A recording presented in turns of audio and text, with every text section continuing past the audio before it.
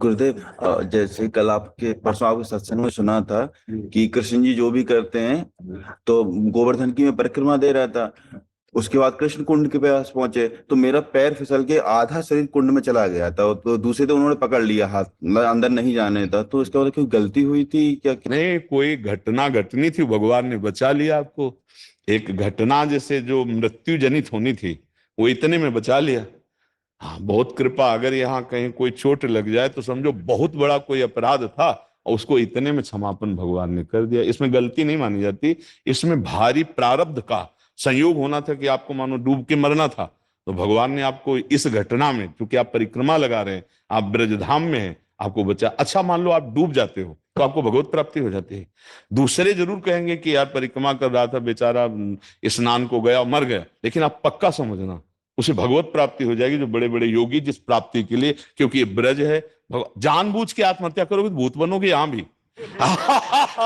आग भैया, बाबा ने कह दिया तो बोले वो ऐसे ही उबे है संसार से, नहीं भूत बनोगे। हाँ, ये स्वाभाविक घटना की बात कर रहे हैं कि अगर ऐसा कभी मान लो ऐसा, अब वो समझ में तभी आएगा जब हम किसी सत्य वस्तु को अपनाएं, सत्य वस्तु को जाने। नहीं तो लगेगा कि अब समय ज्यादा नहीं से, दो मित्र थे, एक मित्र गलत मार्ग में चला गया, एक अच्छे मार्ग में, रोज गंगा नहाना, नाम जप करना, ऐसा। जब दोनों मित्रों का मिलान हुआ, वो वैश्यागमन करना, शराब पीना, ऐसा, तो वो बूट पहने अच्छे से और वो नंगे पैर गंगा स्नान करे, तो जो गंगा स्नान करता था उसके इतना बड़ा खजूर का कांटा लगा। खजूर समझते हैं ना, बड़ा कांटा होता है। पार कर गया, वो बैठ गया, राम राम राम राम ऐसे कह के। वो जब निकला तो कहा, देखा, कहते थे कि ये सब नाटक है, क्या मिला तुझे? और देख, मैं बहुत मौज मस्ती से चल चल रहा हूं। और आगे चला तो एक धूल में, ऐसे ऊंची धूल थी, ऐसे लात लगा, उसमें देखा हीरा। लौट के आया, देख बोल, तेरे कांटा लगा, मुझे थैली मिली हीरे की।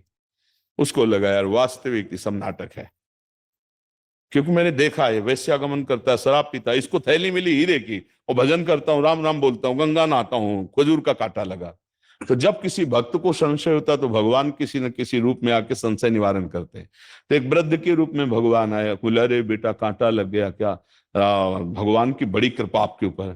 बोले आप कैसे कह सकते हैं भगवान की कृपा? ये कृपा है, कृपा तो उसके ऊपर है। देखो ना, वो हमारा मित्र जो गया, तो उनका बेटा, तुम्हें दोनों की बात याद नहीं, तुम्हें पता नहीं, इसने पूर्व जन्म में सुकृत किए हैं और अब पाप कर रहा है।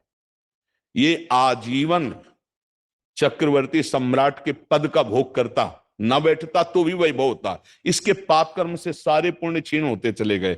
अब ये जितनी असरफी और इसको मिली है, ये जहां इनको भोग लेगा, इसका पुण्य खत्म होगा, इसकी दुर्गति शुरू हो जाएगी। और तुमने जो पाप किए हैं सब गंगा स्नान से नष्ट हो गए। तुमको इसी क्षण सूली की सजा राजा के यहां मिलनी थी, तो खजूर के कांटे से निपट गई। भगवान के गंगा स्नान का फल हुआ, सूली की सजा खजूर के कांटे। और उसको राजपद का सुख मिलना था, सारे पुण्य नष्ट हो गए, बस ये थैली भर रह गई है। इसका जहां प्रयोग करेगा तो उसके सारे पुण्य खत्म हुए, फिर इसके ऊपर पाप का।